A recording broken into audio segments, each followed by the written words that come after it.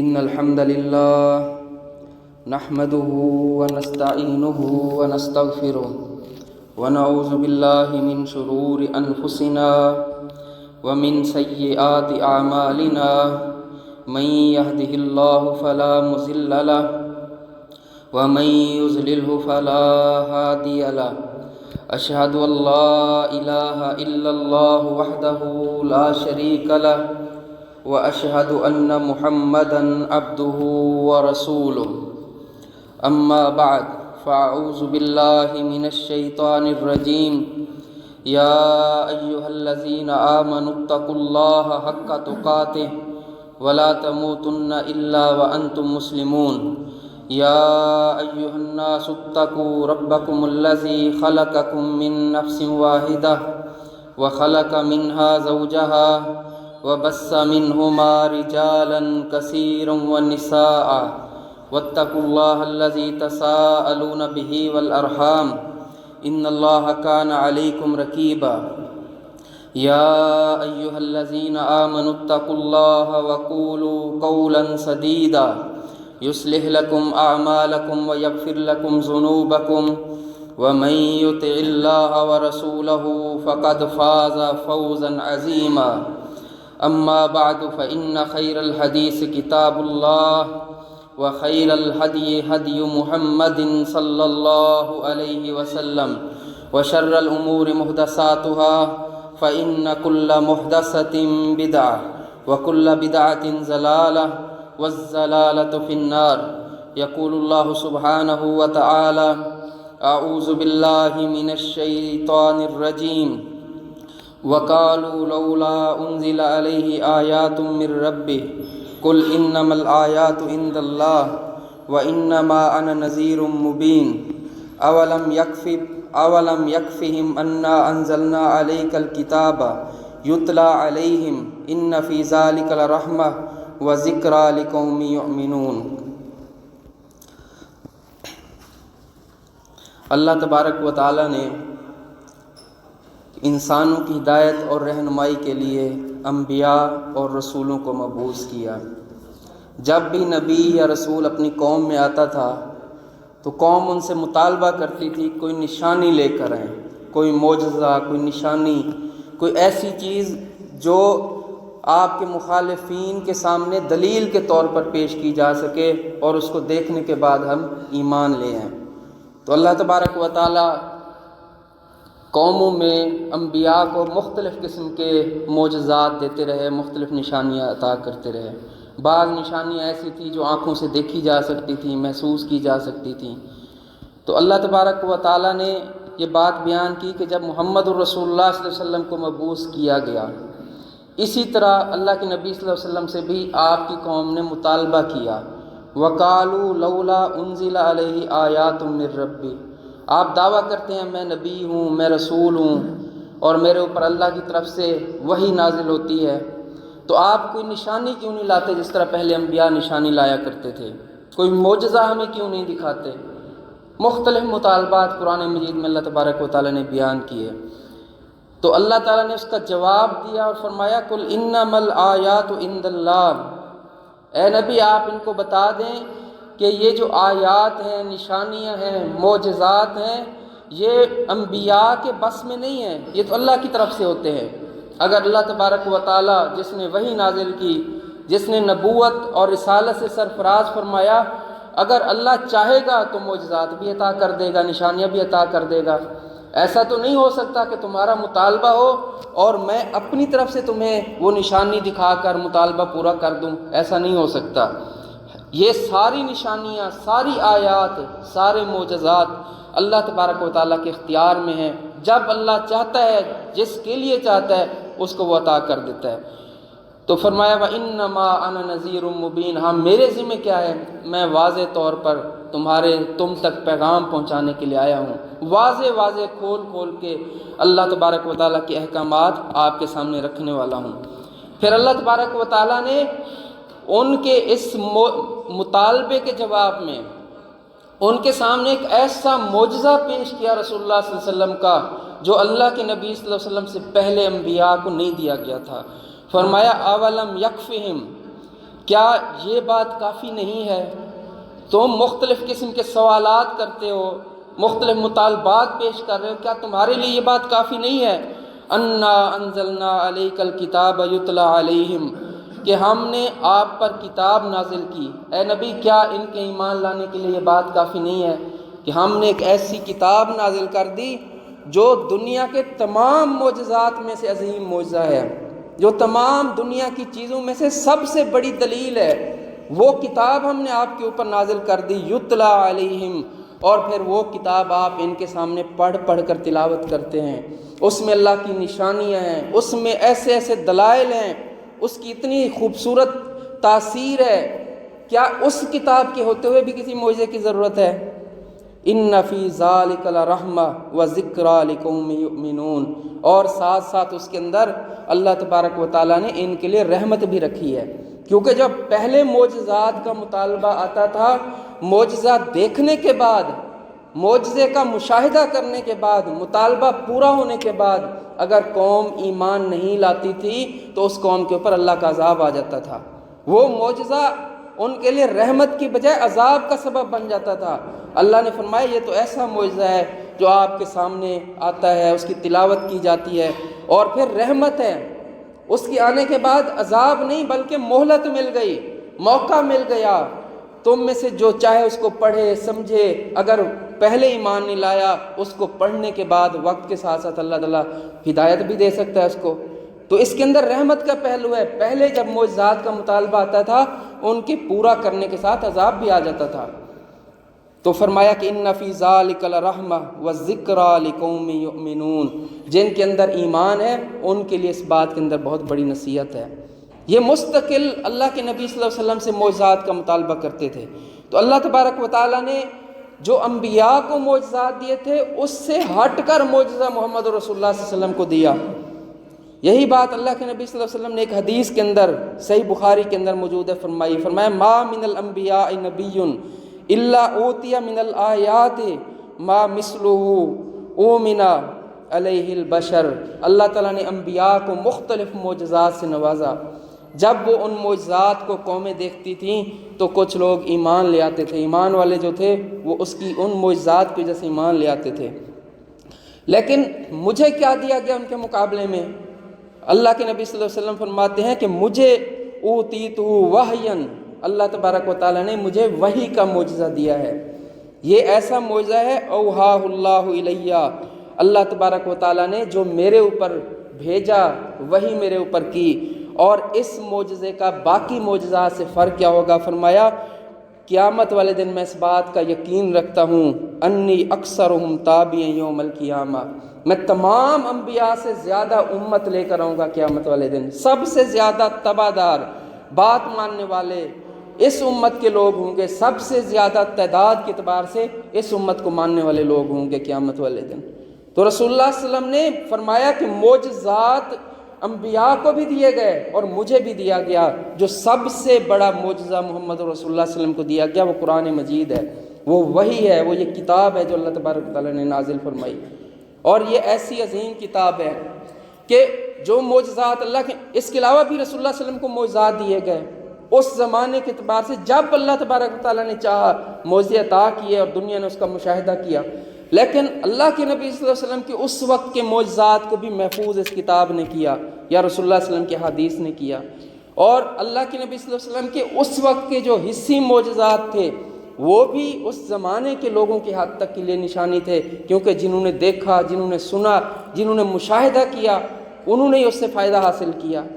جبکہ یہ ایک ایسا معجزہ ہے جو قیامت تک کے لیے قائم رہے گا اور قیامت تک لوگ اس سے فائدہ حاصل کرتے رہیں گے۔ اس لیے آج ہم دیکھتے ہیں اسلام کے پھیلنے میں، دنیا کے اندر اسلام کے غالب آنے میں اور عیسائیت کے مقابلے میں اسلام کا سب سے بڑا مذہب بن کر سامنے آنا، اس بات میں اگر سب سے بڑا کردار کسی چیز کا ہے تو وہ رسول اللہ صلی اللہ علیہ وسلم کے اس معجزے کا ہے جو اللہ تبارک و تعالیٰ نے آپ کو دیا تھا، قرآن مجید کا ہے، اس کتاب کا سب سے بڑا کردار ہے جو اللہ تبارک و تعالیٰ نے اپنے نبی کے اوپر نازل کی تھی۔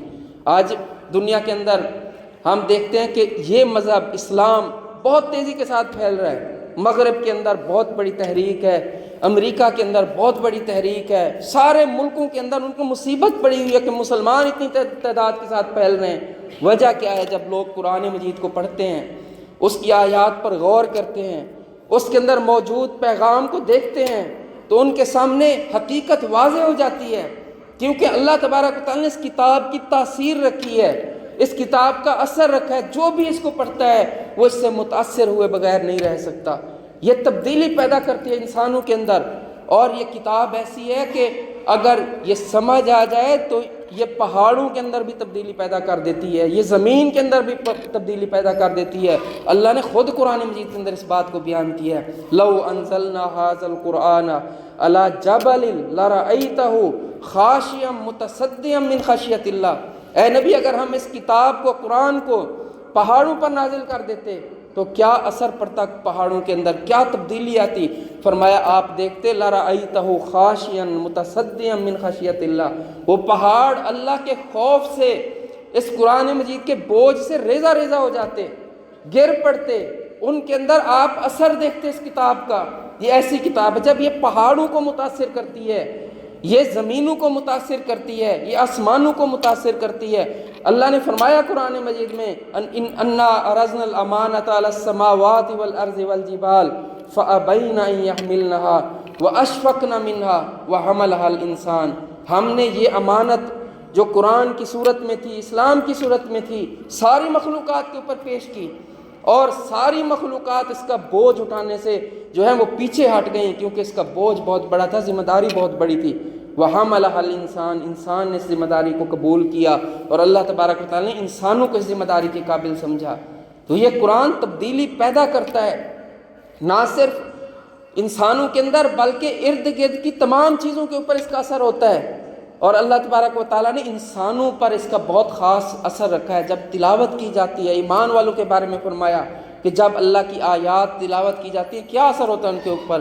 زادتہم ایمانا، ایمان والوں کا جو ایمان ہے وہ بڑھ جاتا ہے، وہ اپنے ایمان میں اور بہتر ہو جاتے ہیں، پختہ ہو جاتے ہیں، ان کے اندر اس قرآن مجید کی تبدیلی کا اثر ہوتا ہے۔ اور رسول اللہ صلی اللہ علیہ وسلم کے دور میں ہم دیکھیں، اسلام قبول کرنے والے لوگوں میں سے جو بڑے بڑے معروف لوگ تھے، اکثر کے واقعات کو اگر آپ پڑھ لیں تو وہ کس ایک چیز سے متاثر ہوئے؟ محمد رسول اللہ صلی اللہ علیہ وسلم کی زندگی سے، آپ کی سیرت سے، آپ کے نمونے کو دیکھ کر اور قرآن مجید کی تلاوت کو سن کر وہ متاثر ہوئے۔ عمر رضی اللہ عنہ کا واقعہ ہمارے سامنے ہے، کیسے اسلام قبول کیا۔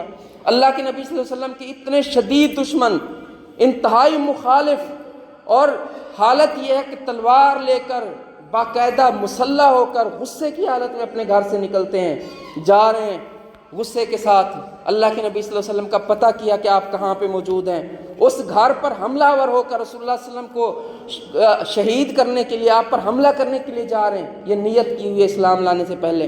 راستے میں ایک صحابی ملتے ہیں، کہتے ہیں خیریت ہے، کہاں چلے؟ کہنے لگے کہ میں نے آج تہیہ کر لیا ہے کہ رسول اللہ صلی اللہ علیہ وسلم نے جو دعوت کھڑی کی ہے، اس دعوت نے معاشرے کے اندر ایک تبدیلی پیدا کر دی ہے، بہنیں بھائیوں سے جدا ہو گئی ہیں، بیویاں خاندوں کی بات نہیں مانتی، اسلام کے اوپر کھڑی ہو گئی ہیں، بھائی بھائی کے ساتھ بات ماننے کے لیے تیار نہیں ہے، وہ رسول اللہ صلی اللہ علیہ وسلم کے دین کے اندر چلا گیا ہے، تو آج میں اس کام کا خاتمہ کرنے چلا ہوں۔ یہ بات کرتے ہیں تو وہ صحابی کہتے ہیں یہ چیز، یہ دعوت تو تمہارے اپنے گھر کے اندر بھی پہنچ چکی ہے، پہلے اپنے گھر کو تو سیدھا کر لو۔ تمہاری بہن فاطمہ بنت خطاب مسلمان ہو چکی ہیں، تمہارے بہنوئی سعید رضی اللہ عنہ مسلمان ہو چکے ہیں، تم پہلے جا کر ان کی خبر لو، تم باقی لوگوں کو اس دین سے روکنے کے لیے اور رسول اللہ صلی اللہ علیہ وسلم کی شہادت کے لیے جا رہے ہو، تمہیں تو اس کا پہلے بندوبست کرنا چاہیے۔ اپنی بہن کے گھر کی طرف چلے گئے، جب گھر کے پاس گئے تو وہاں سے آواز آ رہی ہے، قرآن مجید کی آواز آ رہی ہے، اور خباب رضی اللہ عنہ ان کے بھائی بہنوئی کو اور ان کی بہن کو قرآن مجید پڑھا رہے ہیں۔ اندر جاتے ہیں، کہتے ہیں کہ جو چیز تم پڑھ رہے تھے مجھے دو۔ وہ صحابی جو وہاں پہ قرآن پڑھا رہے تھے، ان کے روب کی وجہ سے، ہیبت کی وجہ سے چھپ جاتے ہیں کہ کہیں کوئی مسئلہ نہ گھر کے اندر بن جائے، تو اپنی بہن سے کہتے ہیں، بہن نے وہ جو کاغذ تھا اس کو چھپانے کی کوشش کی جس کے اوپر لکھا ہوا تھا قرآن مجید، کہتے ہیں کہ مجھے دو۔ جب انہوں نے نہیں دیا، ان کو مارنا شروع کر دیا، مارا، وہ زخمی ہو گئیں۔ جب بہن زخمی ہو گئی، ان کا خون بہنا شروع ہوا، تو ان کے دل کے اندر ایک رحم کی بات پیدا ہوئی، کہتے ہیں چلو مجھے دکھاؤ تو صحیح وہ کیا چیز تھی جو تم پڑھ رہے تھے۔ جب انہوں نے وہ قرآن مجید ان کے سامنے پیش کیا، اس کو پڑھا، سورہ طٰہٰ تھی قرآن مجید کی، طٰہٰ ما انزلنا علیک القرآن لتشقیٰ الا تذکرۃ، اے نبی ہم نے یہ قرآن آپ پر اس لیے نازل نہیں کیا کہ آپ مشقت کے اندر پڑ جائیں، بلکہ یہ تو آسانیوں کے راستے دنیا کو دیتا ہے، ہدایت ہے، آسانیاں اس کے اندر ہیں، ساری انسانیت کے بوجھ اس سے ختم ہو جاتے ہیں، بوجھ دینے کی بجائے یہ تو بوجھ ختم کرنے والی کتاب ہے، اور اس کے اندر نصیحت ہے اس انسان کے لیے جس کے اندر خوف موجود ہے، جس کا ضمیر ابھی زندہ ہے، اس کے لیے اس کے اندر نصیحت ہے۔ جب قرآن مجید پڑھا، وہ شخص جو تلوار لے کر نکلا تھا، رسول اللہ صلی اللہ علیہ وسلم کے خاتمے کے لیے نعوذ باللہ ارادہ کر کے نکلا تھا، قرآن مجید نے اس کے دل کو بدل دیا، اور پھر کہتے ہیں کہ مجھے اللہ کے نبی صلی اللہ علیہ وسلم کے پاس لے جاؤ، میں اسلام قبول کرنا چاہتا ہوں۔ وہ قرآن مجید کو سن کر مسلمان ہو جاتے ہیں۔ بڑے بڑے واقعات، بادشاہ جو تھے اس زمانے کے، ان کے دل قرآن مجید کے سامنے، ان کے دل بھی قرآن کے سامنے لرز جاتے ہیں، اور ان کی آنکھوں سے بھی آنسوں کی جھڑیاں لگ جاتی ہیں۔ یہ ایسے واقعات ہمارے سامنے موجود ہیں۔ جب ہجرت حبشہ ہوتی ہے، حبشہ کا جو بادشاہ نجاشی ہے، مشرکین مکہ وفد بھیجتے ہیں کہ یہ جو مسلمان ہجرت کر کے ان کو واپس ہمارے پاس بھیجا جائے، ان کو ہمارے حوالے کیا جائے، یہ بھگوڑے ہیں، انہوں نے ہمارے لوگوں کے اندر تفریق پیدا کر دی اور ہمارے دین کے مقابلے میں ایک دین لے کر آ گئے، تو ان کو، یہ ہمارے باغی ہیں، ان کو ہمارے حوالے کیا جائے۔ نجاشی کہتا ہے کہ میں ان کی بات سنوں گا، یہ میرے پاس پناہ لینے کے لیے آئے ہیں، ان کی بات سننے کے بعد فیصلہ کروں گا۔ بات سننے کے لیے بلا لیا گیا مسلمانوں کو، تو مسلمانوں میں سے حضرت جعفر رضی اللہ عنہ نے کیا ان کے سامنے پیش کیا؟ قرآن مجید کی دعوت ان کے سامنے پیش کی۔ سورہ مریم نازل ہو چکی تھی، اس کی آیات پیش کی، وہ آیات جو عیسیٰ علیہ السلام کے متعلق تھیں۔ انہوں نے جب وہ قرآن مجید کا حصہ پڑھا، سیرت نگاروں نے لکھا ہے کہ نجاشی کی آنکھوں میں سے آنسو آ رہے تھے، اور پورے دربار میں جو اس کے ساتھ عیسائی پادری بیٹھے ہوئے تھے، مذہبی رہنما بیٹھے ہوئے تھے، ان کے رونے کی آوازیں دربار کے اندر آ رہی تھیں۔ قرآن مجید نے اثر کیا، اور وہ کہنے لگے کہ جو بات اس کتاب کے اندر موجود ہے، اس میں اور حقیقت میں ایک تنکے کے برابر بھی شک نہیں ہے، اس کے اندر فرق نہیں ہے، جو اس کتاب نے بیان کر دی ہے وہی اصل میں حقیقت ہے، اس کے علاوہ جتنے باتیں ہیں وہ حقیقت سے دور ہیں۔ اس وجہ سے وہ نجاشی مسلمان ہو گئے، وہ بادشاہ مسلمان ہو گیا، اس کا دل قرآن مجید نے بدل دیا۔ کتنے واقعات ہیں رسول اللہ صلی اللہ علیہ وسلم کی سیرت میں، یہ قرآن دلوں پر اثر کرتا ہے، اس کی تاثیر ہے، اور اس کی تاثیر کیوں نہ ہو، یہ قرآن مجید وہ کتاب ہے جو رب العالمین کی طرف سے آئی ہے، اس کا اثر بھی اتنا عظیم ہے جتنا اس کو بھیجنے والی ذات عظیم ہے، نازل کرنے والی ذات عظیم ہے۔ خود اللہ تعالیٰ نے فرمایا وَإِنَّهُ لَتَنزِيلُ رَبِّ الْعَالَمِينَ، یہ کتاب قرآن مجید، اس کی عظمت کو دیکھنے کے لیے اتنی بات ہی کافی ہے، إِنَّهُ لَتَنزِيلُ رَبِّ الْعَالَمِينَ، یہ رب العالمین کی طرف سے نازل کیا گیا، نزل بہ الروح الامین۔ اور پھر نازل کرنے کا طریقہ اس کا، کیسے یہ زمین پر آیا، کیسے انسانوں کے لیے نازل کیا گیا، اس طریقے کے اندر کتنی بڑی بڑی عظمتیں ہیں، اس کو دیکھ کر اندازہ لگانا چاہیے کہ کتنی بڑی عظیم کتاب ہے۔ آج ہم کیا کہ کوئی کتاب چھپتی ہے مارکیٹ میں، ہم دیکھتے ہیں کہ یہ کتاب کا موضوع کتنا بڑا ہے، اس حساب سے اس کتاب کی عظمت کو دیکھا جاتا ہے۔ دوسرا کرائٹیریا یہ ہوتا ہے کہ اس کتاب کا لکھنے والا کون ہے، اس کا جو آتھر ہے یا مصنف ہے وہ کون ہے، اس حساب سے دیکھا جاتا ہے، پرکھا جاتا ہے کہ کتاب کتنی اچھی ہوگی۔ یہ ہمارے ہاں بھی آج کرائٹیریا، اللہ تو ان مثالوں سے پاک ہے، تو اللہ فرماتا ہے کہ اس کتاب کی عظمت کو اگر کسی نے دیکھنا ہے تو اس بات سے سمجھے، اس بات سے دیکھے، اس بات سے پرکھے، إِنَّهُ لَتَنزِيلُ رَبِّ الْعَالَمِينَ، یہ کتاب رب العالمین کی طرف سے نازل کی گئی ہے، اور اس کے نازل کرنے کا طریقہ کتنا عظیم ہے۔ نازل بہ الروح الامین، ایک امانت دار فرشتہ جبرائیل علیہ السلام، اللہ نے اس کو مقرر کیا، وہ لے کر اس کتاب کو آتا ہے۔ کہاں نازل ہوتی ہے؟ کیا اللہ کے نبی صلی اللہ علیہ وسلم کو سنا دی جاتی ہے، آپ کے سامنے پڑھ دی جاتی ہے، آپ کے سامنے اس کی تلاوت کر دی جاتی ہے؟ علی قلبک، اے نبی آپ کے دل پر اس قرآن کی وحی ہوتی ہے۔ اللہ نے اس کتاب کو نازل کرنے کے لیے اپنا سارا انداز ہی بدل دیا۔ پہلے کتابیں لکھی ہوئی آ جاتی تھیں، اور پوری کی پوری کتاب نبیوں کو دے دی جاتی تھی، نبیوں کے پاس پہنچ جاتی تھی، نبی جاتے تھے۔ اللہ موسیٰ علیہ السلام کے بارے میں جب وہ کوہ طور پر میقات کے لیے گئے، وہاں سے کتاب لے کر واپس آ گئے، وہ کتاب لکھی ہوتی تھی۔ ایک جلدوں کے درمیان بند کتاب ہوتی تھی، جبکہ اس کتاب کو نازل کرنے کے لیے اللہ تبارک و تعالیٰ نے اپنے انداز ہی بدل دیا۔ فرمایا کہ کیسے نازل، قرآن کے بارے میں کافروں کا یہ اعتراض تھا، وہ کہتے تھے لولا نزل ھذا القرآن جملۃ واحدہ، یہ قرآن کیوں نہ باقی کتابوں کی طرح ایک ہی مرتبہ میں ہمیں دے دیا گیا، ایک جملہ واحدہ یا ایک جو کتاب ہے اس کی شکل میں کیوں نہیں ہمیں دے دیا گیا۔ اللہ تعالیٰ نے فرمایا کہ اگر اس طرح دے دیا جاتا پھر یہ اس طرح ریلیونٹ نہ ہوتا۔ اللہ تعالیٰ نے تو اس کتاب کے اندر یہ خاصیت رکھی ہے کہ جو بھی مسئلہ دنیا میں مسلمانوں کو درپیش آیا، رسول اللہ صلی اللہ علیہ وسلم کی 23 سالہ زندگی کے اندر، نبوت کی زندگی کے اندر جب بھی کوئی معاملہ پیش آیا، اللہ نے قرآن مجید اس معاملے کی اصلاح کے لیے نازل کیا، اس میں رہنمائی کے لیے نازل کیا، اس معاملے میں مسلمانوں کو گائیڈنس دینے کے لیے نازل کیا۔ اس لیے جب وہ کہتے تھے کہ ایک دفعہ اس کو پورا کا پورا کیوں نہیں نازل کر دیا گیا، تو اللہ تعالیٰ نے اس کا جواب دیا کذالک لنثبت بہ فؤادک ورتلناہ ترتیلا ولا یاتونک بمثل الا جئناک بالحق واحسن تفسیرا۔ اے نبی، ہم نے اس کے لیے انداز ہی بدل دیا۔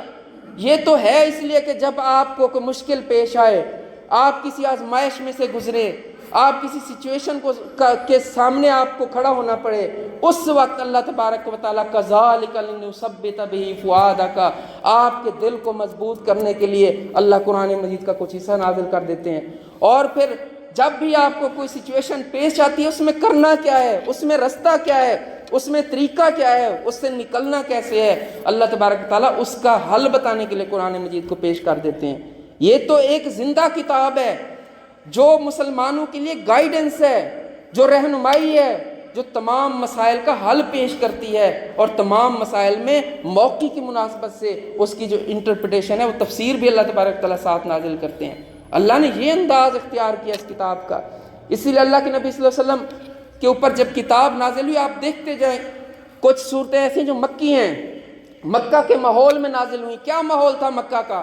ہجرت سے پہلے اللہ کے نبی صلی اللہ علیہ وسلم دعوت پیش کر رہے ہیں، وہاں پر عقیدے کی دعوت ہے، توحید کی باتیں ہیں، رسالت کی باتیں ہیں، آخرت کا عقیدہ سمجھایا جا رہا ہے، اور مختلف جو عقیدے کی خرابیاں مشرکین مکہ میں موجود ہیں ان پر بات ہو رہی ہے۔ یہ مکہ کے اندر نازل ہونے والا قرآن ہے۔ وہاں کے مسائل چونکہ یہی تھے، وہاں عقیدے کی خرابی اور تھی، تو مکی صورتوں کے اندر اس موضوع کو بیان کیا گیا۔ اور پھر انبیاء کے واقعات ہیں، کیسے انبیاء کی قوموں کے ساتھ ہوا، اللہ کے نبی صلی اللہ علیہ وسلم کو وہاں پہ جھٹلایا جا رہا ہے، آپ کے اوپر نازل ہونے والی وحی کا انکار ہو رہا ہے، آپ کے اوپر آوازیں کسی جا رہی ہیں، آپ پر الزامات لگائے جا رہے ہیں، آپ کی مخالفت کی جا رہی ہے۔ کوئی کہتا ہے یہ شاعر ہیں، کوئی کہتا ہے مجنون ہیں، کوئی کہتا ہے انہوں نے اپنی طرف سے قرآن مجید کو گھڑ لیا۔ ان ساری چیزوں کے جواب ان مکی صورتوں کے اندر دیے جا رہے ہیں۔ انبیاء کے واقعات ہیں، بتایا جا رہا ہے کہ یہ صرف آپ کے ساتھ نہیں ہو رہا، یہ تمام انبیاء کے ساتھ اسی طرح ہوتا ہے۔ جس نے بھی اللہ کے دین کی دعوت پیش کی اس کے ساتھ یہی ہوتا رہا ہے۔ مکی صورتوں میں یہ موضوعات ہیں کیونکہ ضرورت ان چیزوں کی تھی، وہاں پر مسائل یہ تھے۔ پھر ہجرت ہوتی ہے، ہجرت کے بعد اللہ کے نبی صلی اللہ علیہ وسلم کے ساتھ سامنے مخاطبین کے اندر اور قومیں شامل ہو جاتی ہیں۔ مدینہ کے اندر یہودی موجود ہیں، یہودیوں کو دعوت کیسے جائے گی، مدنی صورتوں کے اندر یہ بہت بڑا موضوع ہے۔ ان کے اندر خرابیاں کیا ہیں، اہل کتاب کے اندر عقیدے کی بربادیاں کیا ہیں، ان کے مسائل کیا ہیں، انہوں نے اپنے دین اور انبیاء کے ساتھ کس طرح کا تعلق رکھا ہوا ہے، یہ ساری خرابیاں آپ کو مدنی صورتوں کے اندر ملتی ہیں۔ پھر ایک اسلامی معاشرہ تشکیل پا رہا ہے۔ اللہ کے نبی صلی اللہ علیہ وسلم چند مسلمانوں کو، جن کی تعداد سینکڑوں میں بھی نہیں ہے، اپنے ساتھ ہجرت کر کے اور کچھ ان میں انصار کو شامل کر کے مدینہ میں ایک معاشرے کی بنیاد رکھ رہے ہیں۔ وہ معاشرہ ہے جو دین پر قائم ہو رہا ہے، وہ ایک مثالی معاشرہ ہے جس نے امت کی قیامت تک رہنمائی کرنی ہے، جس نے مسلمانوں کے لیے ایک نمونہ اور ماڈل بننا ہے۔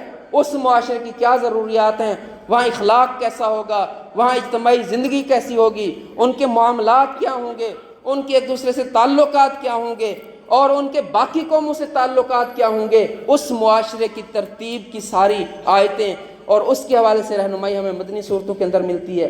پھر اللہ کے نبی صلی اللہ علیہ وسلم جہاد کا عظیم عمل اللہ کے حکم پر شروع کرتے ہیں، جو اسلام کو غالب کرنے کے لیے، پھیلانے کے لیے تھا، اسلام کے دفاع کے لیے تھا۔ اس جہاد کی ساری جو رہنمائی ہے وہ مدنی صورتوں کے اندر ہمیں ملتی ہے۔ پھر وہ جو بڑے بڑے واقعات اللہ کے نبی کے ایک ایک جہادی مارکے سے نکلتے تھے اور اس کے اوپر اللہ تبارک و تعالیٰ کی رہنمائی، وہاں کیا بہتر باتیں تھیں، کیا غلطیاں ہوئیں، ان کی اصلاح کیسے ہو سکتی تھی اور کیسے کی گئی، یہ ساری باتیں ہمیں مدینہ کے اندر نازل ہونے والی مدنی صورتوں میں، ہجرت کے بعد آنے والی صورتوں میں ملتی ہے۔ تو یہ قرآن بالکل مختلف انداز میں آیا۔ یہ چونکہ ایک ہدایت کی کتاب تھی، یہ رہنمائی کی کتاب تھی، یہ مسلمانوں کے لیے لاہ عمل تھا، یہ ایک روڈ میپ تھا جس کے مطابق مسلمان معاشروں نے چلنا تھا، اس لیے اس کو ضرورت کے مطابق نازل کیا۔ کذالک لنثبت بہ فؤادک ورتلناہ ترتیلا، اے نبی ہم نے آہستہ آہستہ اس کو نازل کیا۔ جب آپ کے سامنے کوئی مسئلہ پیش آتا تھا تو اللہ تعالیٰ فرماتے ہیں ہم اس مسئلے کے حل کے لیے آپ کے سامنے قرآن مجید کی آیات پیش کرتے تھے، اور پھر قرآن مجید کی صرف آیات نہیں آتی تھی، وَأَحْسَنَ تَفْسِيرًا، اس کی تفسیر بھی اللہ تبارک و تعالیٰ خود پیش کرتا تھا۔ وہ تفسیر جو اللہ کی طرف سے آتی تھی، جو وحی سے ہوتی تھی، محمد الرسول اللہ صلی اللہ علیہ وسلم اس تفسیر کو اپنی امت کے سامنے پیش کرتے تھے۔ اس کی عملی شکل اللہ کے نبی کی حدیث میں، آپ کی سیرت میں، آپ کی سنت میں ہمارے سامنے آتی تھی۔ یہ سارا اللہ تبارک تعالیٰ نے انداز خود قرآن مجید کے اندر بیان کیا ہے۔ پھر اللہ نے قرآن مجید کی عظمت کے حوالے سے یہ بات بیان کی ہے، جتنے اعتراضات اس کتاب پہ اٹھائے جاتے تھے اس وقت کے لوگ بھی، آج کے لوگ بھی، ان سارے اعتراضات کو اللہ تبارک تعالیٰ نے قرآن کے اندر رد کیا ہے اور اس کتاب کی عظمت کو بیان کیا ہے۔ اللہ تعالیٰ نے فرمایا کہ یہ بھی کہتے تھے، اللہ کے نبی صلی اللہ علیہ وسلم نے اسے خود بنا لیا، آپ کے اوپر کوئی وحی نہیں نازل ہوتی، یہ آپ خود بنا لیتے ہیں، خود گھاڑ لیتے ہیں اور لکھ لیتے ہیں اور ہمارے سامنے آ کر پیش کر دیتے ہیں۔ اللہ نے فرمایا کہ تمہارے اندر بڑے قادر الکرام شعراء موجود ہیں، تمہارے اندر ایسے لوگ موجود ہیں جو عربی کے اندر بہت بڑی اتھارٹی سمجھے جاتے ہیں، جن کے شعر جو ہیں ان کو اتھارٹی سمجھا جاتا ہے گرامر کے اعتبار سے، زبان کے اعتبار سے، کلام کے اعتبار سے، تو تم خود کیوں نہیں اس کی کوشش کر دیتے؟ تم بھی اسی طرح کا قرآن مجید ایک بنا کر دکھا دو۔ اس اعتراض کا جواب دیا قرآن مجید میں، قُلْ لَئِنِ اجْتَمَعَتِ الْإِنسُ وَالْجِنُّ عَلَىٰ أَن يَأْتُوا بِمِثْلِ هَٰذَا الْقُرْآنِ لَا يَأْتُونَ بِمِثْلِهِ۔ اللہ فرماتا ہے کہ اگر تم کہتے ہو یہ رسول اللہ صلی اللہ علیہ وسلم نے خود بنا دیا، تو پھر تم انسان اور جن سارے ہی جمع ہو جاؤ، جمع ہو کر ایک چیلنج کو قبول کرو۔ کیا چیلنج ہے؟ یَأْتُوا بِمِثْلِ هَٰذَا الْقُرْآنِ، اس قرآن جیسی ایک کتاب لا کر دکھا دو۔ تمہارے اندر ہر فن کے ماہر موجود ہیں، تمہارے پاس علم رکھنے والے موجود ہیں، تم کرو اس چیلنج کو قبول۔ اور ساتھ ہی بتا دیا لا یاتون بمثلہ ولو کنت بعضهم لبعض ظہیرا، اگر تم سارے ایک دوسرے کے معاون بن جاؤ اور سارے مل کر اس کام کو کرنے کے لیے تیار ہو جاؤ، لا یاتون بمثلہ، اس کتاب جیسی کوئی مثل تم پیدا کر ہی نہیں سکتے، کیونکہ یہ اللہ تبارک و تعالیٰ کی طرف سے، یہ اللہ کے نبی صلی اللہ علیہ وسلم بھی صرف پہنچا رہے ہیں اس کتاب کو، یہ کتاب آپ کے ذمہ بھی پہنچا دینی ہے۔ آپ ہمارے درمیان اور اللہ تبارک و تعالیٰ کے درمیان اس کتاب کو پہنچانے کا ذریعہ ہیں، اور اس کی تفسیر اور عملی شکل بیان کرنے کے لیے اللہ کے نبی صلی اللہ علیہ وسلم کو بھیجا گیا ہے۔ کتاب کے الفاظ بھی اللہ تبارک و تعالیٰ کے ہیں، کتاب کی تفسیر بھی اللہ تبارک و تعالیٰ کی طرف سے آ رہی ہے۔ یہ قرآن مجید نے ان کے اعتراضات کے بھی جواب دیے۔ پھر کہا کہ پورے قرآن کو چھوڑو، آپ 10 سورتیں بنا کر لا دو، اور پھر آخر میں کہہ دیا کہ تم ایک سورت اس طرح کی بنا کر دکھا دو جو اعتراض کرنے والے ہو، پورا قرآن بھی تم نہیں لا سکتے، 10 سورتیں بھی اگر نہیں لا سکتے تو ایک سورت جو سب سے چھوٹی سورت ہے اس طرح کی کوئی ایک سورت بنا کے دکھا دو۔ لیکن آج تک اتنی صدیاں گزرنے کے بعد اس وقت کے بھی لوگ، اس کے بعد علم نے ترقی کی اور ادب نے ترقی کی اور دنیا کے اندر اتنی ترقیوں کے بعد آج تک کوئی ایک ایسی سورت قرآن مجید جیسی بنا کر کسی نے اس چیلنج کو اللہ تبارک و تعالیٰ کے قبول نہیں کیا۔ یہ دلیل ہے اس بات کی کہ اللہ تبارک و تعالیٰ کی کتاب ہے، اللہ اس کی حفاظت کرتا ہے۔ آج دنیا میں اس کتاب کے حوالے سے ہم دیکھتے ہیں کہ کافروں کے ملکوں کے اندر ایک عجیب سا رویہ پایا جاتا ہے۔ جب وہ دیکھتے ہیں مسلمان اتنے زیادہ ہو گئے، جو بھی قرآن مجید ترجمے کے ساتھ پڑھتا ہے وہ اسلام قبول کر لیتا ہے، ان کی عورتیں جو ان کے استحصالی نظام سے انتہائی تنگ ہیں، جن کی کوئی عزت معاشرے کے اندر نہیں ہے، جن کے کوئی حقوق نہیں ہیں، جب وہ قرآن پڑھتی ہیں مردوں سے زیادہ عورتیں اسلام کے اندر آ رہی ہیں۔ جب وہ اسلام کا یہ پھیلاؤ دیکھتے ہیں تو اس کے بعد وہ اپنے غصے کا اظہار کیسے کرتے ہیں؟ کبھی قرآن مجید کو جلا رہے ہیں، کبھی اس کو پھاڑ رہے ہیں، زمین کے اوپر پھینکتے ہیں، اس کے اوپر سے گزرنے کی کوشش کرتے ہیں، وہ یہ مقابلہ کرنے کی کوشش کر رہے ہیں اس کتاب کے ساتھ کیا وہ اس طرح کر سکتے ہیں مقابلہ؟ کیا اس کے ذریعے وہ اسلام کی دعوت کو، اس قرآن کی عظمت کو کم کر سکتے ہیں؟ بلکہ یہ قرآن اور زیادہ ہمارے دلوں کے اندر اس کی محبت اللہ تبارک تعالیٰ اس کے ساتھ پیدا کر رہا ہے۔ دنیا کی توجہ اس کتاب کی طرف اور زیادہ آ رہی ہے، اور انشاءاللہ ان کی ان حرکتوں کے ساتھ اللہ تبارک و تعالیٰ اس کتاب کی عظمت کے اندر اور زیادہ اضافہ کرے گا۔ دنیا اس کی طرف پلٹے گی، دنیا دیکھے گی، دنیا سمجھے گی۔ پڑھنے کے بعد جو بھی اس کو پڑھے گا وہ محسوس کرے گا کہ دنیا کے تمام مسائل کا حل تو اس کتاب کے اندر موجود ہے۔ باقی تو جتنے نظام ہیں انہوں نے انسانوں کو تفریق کیا، انسانوں کے حقوق کا غصب کیا، قومیت کی بنیاد پر اور لسانیت کی بنیاد پر اور ریسزم کی بنیاد پر انہوں نے تو اس طرح معاشروں کو تشکیل دیا۔ اور یہ کتاب ایسی ہے جو تمام انسانوں کے حقوق کی ضامن ہے، جو ان کے حقوق کی حفاظت کرتی ہے اور ایک ایسا معاشرہ قائم کرنے میں مدد دیتی ہے جس معاشرے میں کسی کے اوپر ظلم نہیں ہوتا۔ یہ بات جب لوگ پڑھیں گے تو انشاءاللہ تعالیٰ اس کے ساتھ اسلام اور زیادہ پھیلے گا۔ لیکن یہاں پر ہماری بھی کوئی ذمہ داری ہیں۔ ہم نے پاکستان لا الہ الا اللہ کی بنیاد پر لیا، یہ ملک ہم نے اسلام کے دفاع کے لیے لیا، اسلام کے تحفظ کے لیے لیا۔ آج دیکھنا چاہیے کہ ہمارے حکمرانوں کا اس حوالے سے کیا کردار ہے۔ انہوں نے کتنی بات یہ عالمی میڈیا کے اوپر اور فورمز کے اوپر اٹھائی ہے قرآن مجید کو جلانے کے خلاف۔ سویڈن میں ایک بدبخت حکومتی سرپرستی میں قرآن مجید کو جلا دے، اور پاکستان کی جو حکومت ہے اس کی زبانی گنگ ہو جائیں، نہ کوئی سیاستدان، نہ کوئی اپوزیشن، نہ کوئی انتظامیہ میں بڑا انسان، کسی کو توفیق ہی نہیں ہوئی کہ وہ اس کے اوپر بات کرے۔ ہاں سیاسی بیان بازی کی حد تک ایک دو بیان سوشل میڈیا میں دے دیے گئے۔ کیا یہی حق ہے اس کتاب کا ہمارے اوپر؟ اس کتاب کا حق ہے کہ اس کے لیے مسلمان آواز بلند کریں۔ پاکستان جو لا الہ الا اللہ کا ملک تھا، اس کے حکمرانوں کی ذمہ داری بنتی ہے کہ یہ اس کتاب کے دفاع کے لیے دنیا کے ساتھ بات کریں، اور اپنی قوت کو، اپنی طاقت کو، اپنی جو اللہ تبارک و تعالیٰ نے ان کو چیزیں دی ان کو استعمال کرتے ہوئے اس بات کو یقینی بنائے کہ کسی کو دنیا کے اندر قرآن مجید کی توہین کی اور اس کی حرمت کے اوپر حملہ آور ہونے کی آئندہ جسارت ہی نہ ہو۔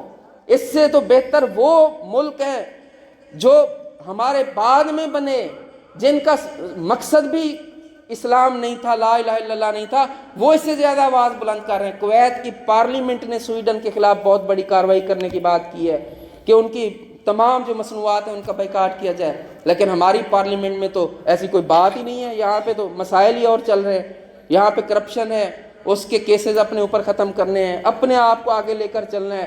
اور آج ہم رو رہے ہیں کہ ہمارے پاس ریزرو کتنے $3 ارب رہ گئے ہیں، معیشت کے برے حالات ہیں، ہمارا جناب دنیا کے اندر اس وقت دیوالیہ کے قریب ہم ہوئے ہیں۔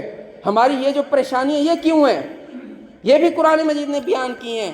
اللہ تبارک تعالیٰ نے فرمایا من اعرض عن ذکری فإن له معیشۃ ضنکا، جو میری اس کتاب سے منہ موڑ لے گا میں اس کی دنیا کی معیشت کو تنگ کر دوں گا۔ یہ قرآن مجید کی آیت ہے۔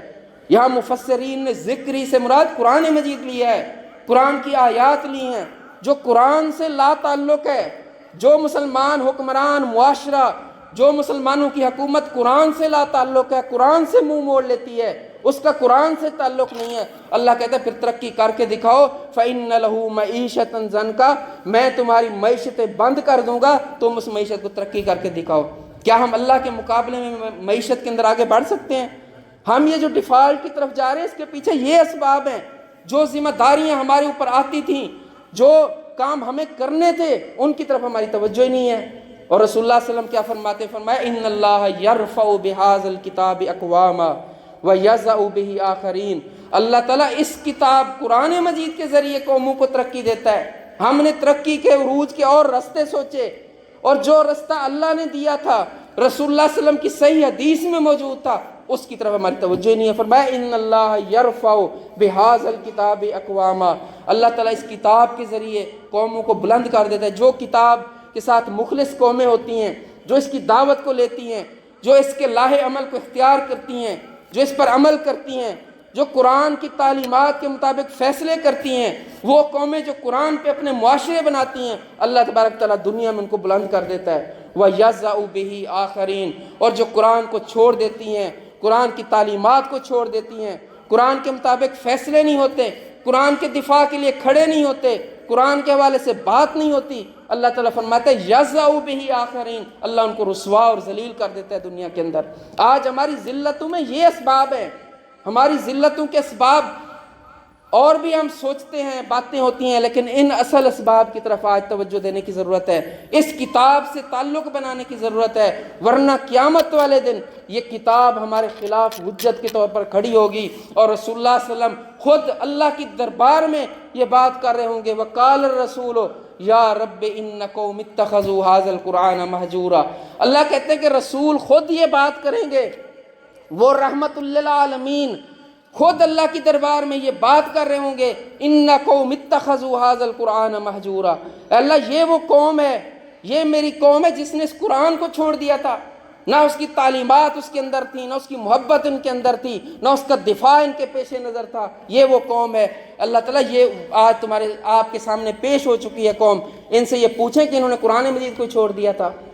کیا ہم اس بات کے متحمل ہو سکتے ہیں کہ رسول اللہ صلی اللہ علیہ وسلم اللہ کے سامنے ہمارے خلاف مقدمہ دائر کریں اور وہاں ہمیں حساب دینا پڑے، جواب دینا پڑے؟ آج مسلمانوں کو اپنی ذمہ داریاں ادا کرنی چاہیے۔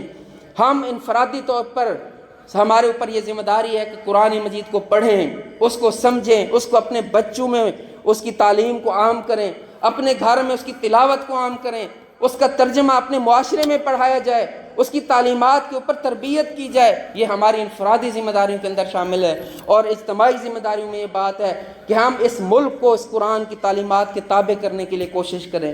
یہ کوشش تب کامیاب ہوگی جب ہم ایسے لوگوں کے ساتھ کھڑے ہوں گے جو خود قرآن مجید کی تعلیمات پر چلتے ہیں، جو ہیں ہی قرآن سے دور، جو قرآن کو اپنے لیے نظام نہیں سمجھتے۔ ہم ان کو صدیوں تک ووٹ ڈالتے رہیں، اسمبلیوں میں لے کر جاتے رہیں، اس سے کوئی تبدیلی اس معاشرے کے اندر نہیں آنی۔ ہم ان لوگوں کے ساتھ کھڑے ہوں جو مخلص ہیں، جو قرآن کے ساتھ ہیں، جو رب کی تعلیمات کے ساتھ ہیں، تب یہ تبدیلی آنی ہے۔ اللہ تبارک و تعالی ہمیں توفیق دے۔ اور پھر امت کی ذمہ داری ہے کہ دنیا میں مسلمانوں کے حکمران جن کے اوپر اللہ تبارک و تعالیٰ نے جن کو قوت دی، اختیار دیا، وہ اس قرآن کے دفاع کے لیے کھڑے ہوں، عالمی فورمز پہ بات کریں۔ اور پھر ہم اپنے معاشروں میں جو احتجاج ہو رہے ہیں، ابھی یہ عورتوں کا احتجاج ہے مال روڈ کے اوپر اتوار کو، آپ نے بھی سوشل میڈیا پہ دیکھا ہوگا، لاہور میں ہماری بہنوں نے رکھا ہوا ہے، انتظام کیا ہوا ہے۔ اس احتجاج میں اپنی عورتوں اور بچوں کو بھیجیں، چھوٹی عمر کے بچوں کو، تاکہ دنیا کو پتہ چلے صرف ان کے مرد نہیں نکلے ہوئے، یہ قرآن ان کے بچوں کے دلوں میں بھی اسی طرح ہے، اور یہ قرآن ان کی عورتوں کے دلوں میں بھی اسی طرح ہے، اور مسلمان اس بات سے ہرٹ ہوتے ہیں، اس کو کبھی برداشت نہیں کریں گے۔ اپنا اپنا کردار ادا کریں تاکہ اللہ تبارک و تعالیٰ قیامت والے دن اس قرآن کو ہمارے حق میں دلیل بنائے، ہماری مخالفت میں دلیل نہ بنائے۔ اقول قولی ھذا استغفر اللہ لی ولکم۔